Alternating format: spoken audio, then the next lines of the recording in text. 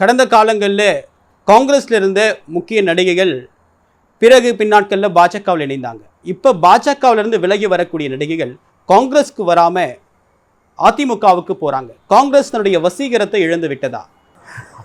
வசீகரம்லாம் காங்கிரஸுக்கு கிடையாதுங்க.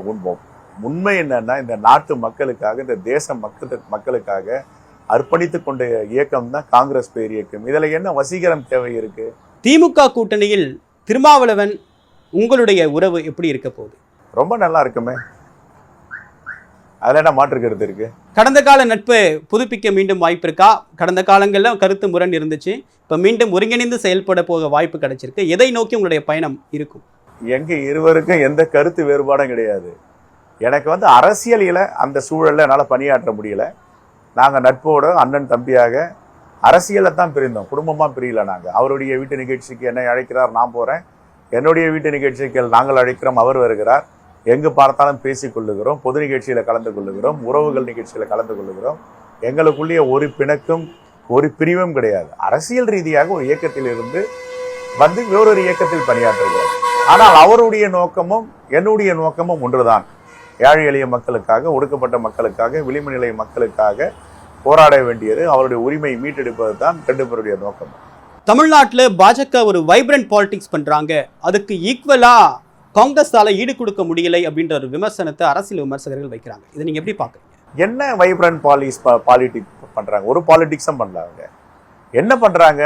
எந்தெந்த மாவட்டங்களில் 10 வழக்குகள் 20 வழக்குகள் யார் மேலே இருக்கோ அந்த வழக்கு உள்ளவரெல்லாம் பிடிச்சிட்டு வந்துட்டு, ஹிஸ்ட்ரி ஷீட்டர்லாம் பிடிச்சிட்டு வந்துட்டு, பணம் கொடுக்குறேன், பதவி கொடுக்குறேன், அரசுடைய உரிய மிகப்பெரிய பொறுப்பில் உங்களை அமர வைக்கிறோன்னுட்டு அது ஒரு பேக்கேஜ், ஒரு கார்பரேட் கம்பெனி பேக்கேஜ் பண்ணுற மாதிரி ஒரு ஊராக போயிட்டு அண்ணாமலை பண்ணிட்டு இருக்காரு. அது ஒரு மக்கள் இயக்கமாக மாறும், தமிழ்நாட்டு மக்களுக்கு குரல் கொடுக்கும் அப்படின்லாம் பார்த்தீங்கன்னா சுழி சதவிகிதம் தான், 0%. ஒருபோதும் தமிழ்நாட்டு மக்கள் தமிழ் மண்ணில் அவர்களை அனுமதிக்க மாட்டார்கள். இந்த மண் அவர்களுக்கு உரிய மண் கிடையாது, அவர்களுக்கு உகந்த மண்ணும் கிடையாது. ஒரு கம்பெனி நடத்துவது போல் அந்த கட்சியை நடத்தி கொண்டிருக்கிறார்கள். தினமும் அவதூறு பேசுவது, இந்த அவதூறுக்கு இன்னொரு கூட்டாளியாக ஆளுநர் ரவியை கூட்டிக் கொள்வது, இதுதான் அவருடைய அரசியல் பணியை தவிர ஆக்கப்பூர்வமாக தமிழ்நாட்டு மக்களுக்கு என்ன செய்ய முடியும் என்பதை தெளிவாக சொல்ல முடியாது. அவங்க தானே சொன்னாங்க, மோடி ஆட்சிக்கு வந்தால் 6 மாதத்தில் தேனும் பாலும் தமிழ்நாட்டில் அல்ல இந்தியா முழுவதும் ஓடும். நாங்கள் எங்கே ஓடுது? வெளிநாட்டில் உள்ள கருப்பு பணத்தை எல்லாம் எடுத்துட்டு வந்து ஒரு வாக்காளருக்கும் 15 லட்சம் கொடுப்பாங்க. கொடுத்தாங்களா? எங்கே கொடுத்துருக்காங்க? பெட்ரோல் டீசல் விலையை பாதியாக குறை பண்ணாங்க. இந்தியாவுடைய ரூபாய் மதிப்பை அமெரிக்க டாலருக்கு நிகராக மாற்றுவோம்னாங்க. மேக் இன் இந்தியா, எல்லாமே இந்தியா சார்பு தொழில் நடக்கும், இந்தியாவிலே தயாரிக்கப்படும், வெளிநாடுகளை கையேந்தி நிற்க வாய்ப்பே கிடையாது, 6 மாதத்தில் மாற்றுவார்னாங்க.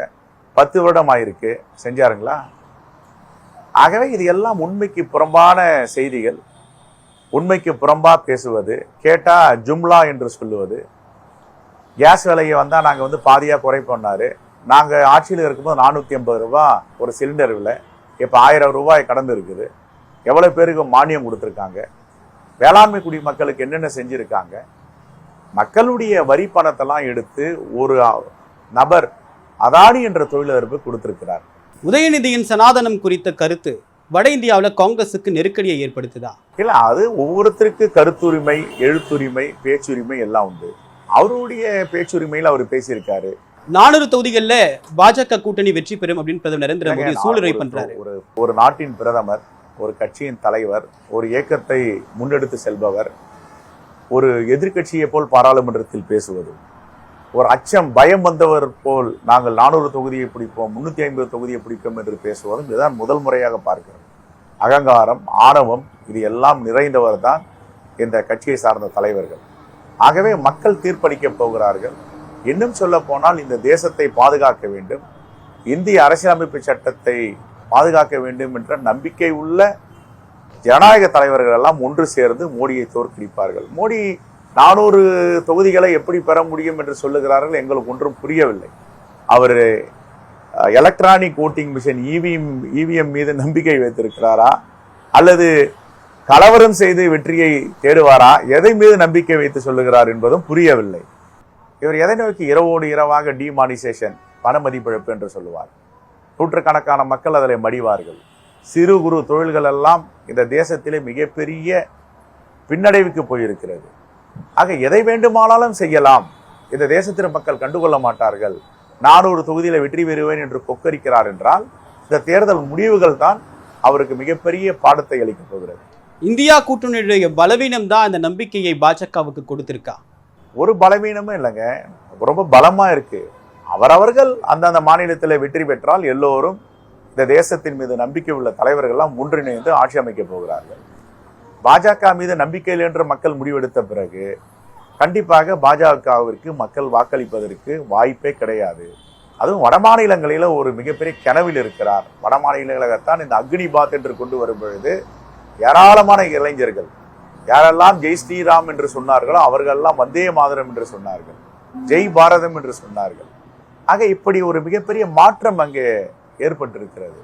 வேலை வாய்ப்பு, வருடத்திற்கு 2 கோடி மக்களுக்கு வேலை வாய்ப்பு தருவேன் என்று சொன்னார். இவர் ஆட்சிக்கு வந்து 10 ஆண்டுகள் நிறைவேறப் போகிறது. எத்தனை கோடி மக்களுக்கு அவர் ஆட்சியில வேலை வாய்ப்பு கொடுத்திருக்கிறார்?